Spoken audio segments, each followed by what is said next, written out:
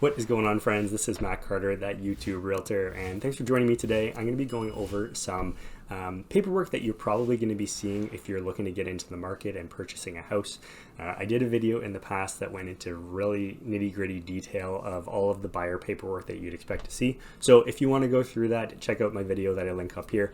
But what I'm going to do today is just go over some things that you will see in the buyer paperwork, some things that you should include in your buyer paperwork as well if you're putting an offer in on a house. And I've also done a little bit of a summary of what to expect in an offer preparation. So I will link all that in the description below. You can go through there. It'll be like your cold notes, a cheat sheet for an agreement of purchase and sale in the province of Ontario. So take a look at that. It'll be available for download below. But we'll get into kind of what I always suggest to my clients to include at the end of every offer that we're submitting. There's something called the Schedule A. It's basically a blank sheet where you can include any clauses that you would like to include in your offer, and those include a variety of different things. So we'll go into some common ones that I suggest for my clients to include in every single offer. So the agreement of purchase and sale, standard form 100 in the province of Ontario, goes into the nitty-gritty, like I said, of all this legal jargon that a lot of people don't really, they kind of glance over. They don't need to worry about it. It's all pre-printed in there, and it does safeguard you from a lot of different things and outline procedures about how everything is going to take place over the course of the offer and accepted offer and closing on that property that you offered on.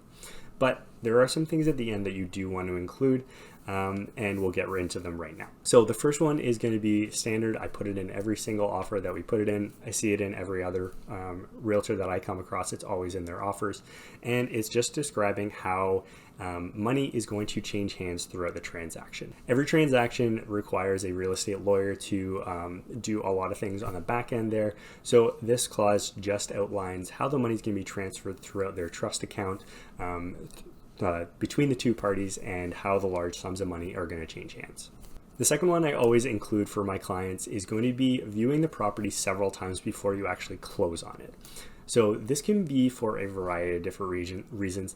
I always set to include a minimum of 2 viewings before closing. Sometimes I do 3, sometimes more. It really depends on the situation, but we want to make sure we're at least doing 2 in there. And one of the big reasons is if you do have to have an appraisal done on that property, if your lender in the bank that you're getting your money from decides that they want to come appraise that property and make sure that it's actually worth what you have offered to purchase the property for, they're going to want to come through the property and have one of their appraisers come by, take a look at it, and make sure it's all good to go on their end of things. Sometimes you can get away with not having this count as one of your showings, one of your viewings of the property before you move in. But depending on who you're working with, some people don't like people coming through their house all the time, and others will count it as just one of your agreed upon showings. So always account for one of those as being a possibility. But otherwise, if you don't have to have that done, another good thing to do is it's always nice to see a property a couple times before you actually move into it.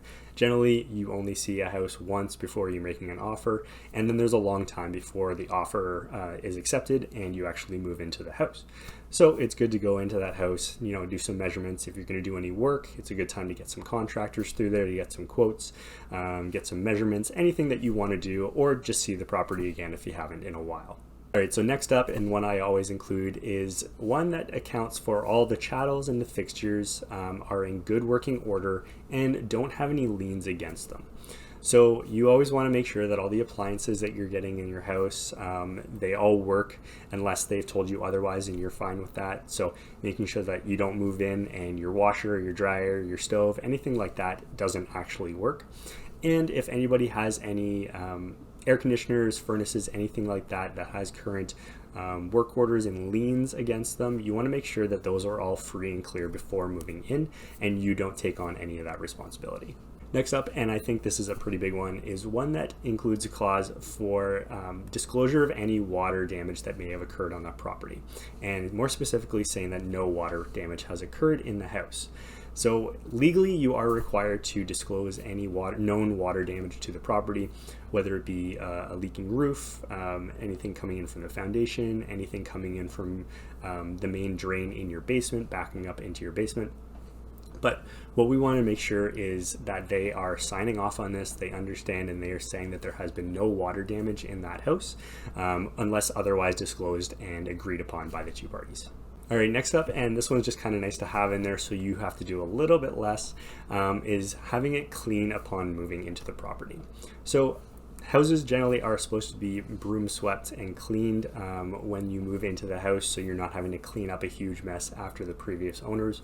But a lot of the times things can be glanced over, people can be in a rush moving out, so you want to make sure that it's in the writing in there, that they are agreeing upon it. So if it isn't, if there's any junk left behind, if there's anything like that, then they're on the hook for getting the junk removal, getting a dumpster, whatever the fact may be.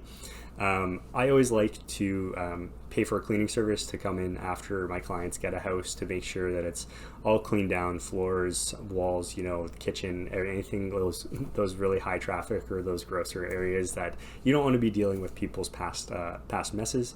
So, but otherwise you want to just make sure that there's no debris, there's no junk left around the house, there's garbages, anything of that nature, and that it's signed upon by the two parties. So the next up is a clause saying that the offer is conditional upon obtaining a mortgage. So this can be written in a couple ways, saying that it's a mortgage satisfactory to the client, a mortgage of X amount of dollars of the purchase price, or a certain percentage of the purchase price. There's a variety of different ways you can write it, but we like to include this mortgage clause in there to safeguard our buyers if they are buying a house, to make sure that they're actually going to be able to get a mortgage on the property. Now, everybody, myself included, and mortgage brokers will always say to include that in the offer. But a lot of the time, and you're probably familiar if you've been in the market a little bit, is a lot of people are waiving these clauses. They're waiving that mortgage condition because they want to strengthen their offer so much. If an offer is accepted with a conditional clause such as this, as a mortgage needs to be obtained, that means the house is not actually sold firm. It actually goes into conditionally sold, and then it usually takes a few days, maybe 5 business days or so, in order to obtain that mortgage and get approval. That means that the seller is kind of sitting, waiting, and you don't actually know if the house is going to close firm. You're just kind of waiting to hear back from the banks to see if it's going to happen. Sellers are more likely to accept an offer that doesn't have a mortgage condition in there, and that's why it's so important to have all your ducks in a row before going and offering on houses, let alone even looking at houses these days. So making sure that you're talking with your mortgage broker or specialist, you know that everybody's on the same page, and even you can get in a little bit early sometimes. So if you go and see a property or you're really interested in offering on it, you can reach out to your mortgage broker or have your realtor reach out to the mortgage broker and have them run those numbers before even offering on the property, and they can give you a pretty good idea, 99% usually, about whether everything is all good to go. And unfortunately, it's just kind of the risk that we have to take in this market in order to secure a property. It's just so competitive out there. A lot of people are foregoing and crossing out these clauses. So it's always nice to have in there, but you may have to waive it if you're looking to get into a competitive offer. So the next one, and the last one that I always kind of include in my offers, is conditional on having an inspection of the home. And this is going to kind of fall back on the mortgage conversation that I just had, and we don't always include it, or we have it crossed out in there sometimes because again, it becomes a conditional offer if they accept that offer upon having an inspection done on that property.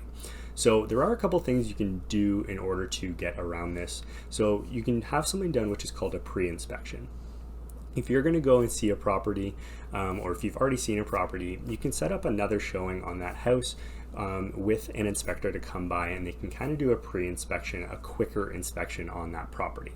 It's not as thorough and as in-depth as a full inspection, so they're not necessarily going to go and do video of in your attic or check out the roof and everything like that, but they'll do a relatively quicker tour of the house with you and point out any issues that they think are wrong with the property and any big red flags that you may come across.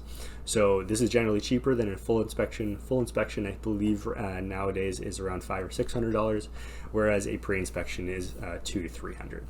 But It'll give you an idea of if there are any huge red flags that you may want to avoid in the property, as opposed to writing in this condition of having an inspection done after having your offer accepted. So those are 7 major clauses that I include in all my offers, no matter what the property is that we are looking at.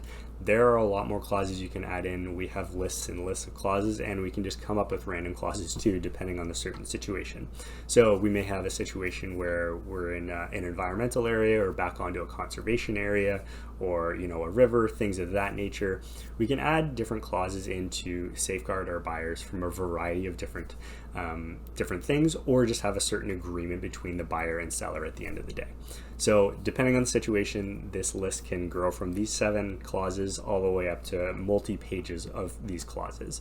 So it really is situational dependent, but these 7 are the common ones that I include in every single offer. Make sure, if you want to have a closer look at the agreement of purchase and sale, if you're looking to get in the market, or if you haven't bought a house before or you're looking to get into it again, take a look at the cheat sheet below in the downloadable content. I'll have a link down there. You can just take a look and make sure that you know what you're signing and what you're agreeing to before actually putting an offer in on a property. Thanks a lot for watching today. If you made it this far, and I would really appreciate it, hit that like button, subscribe, and hit that notification bell for all my videos that come out every single week.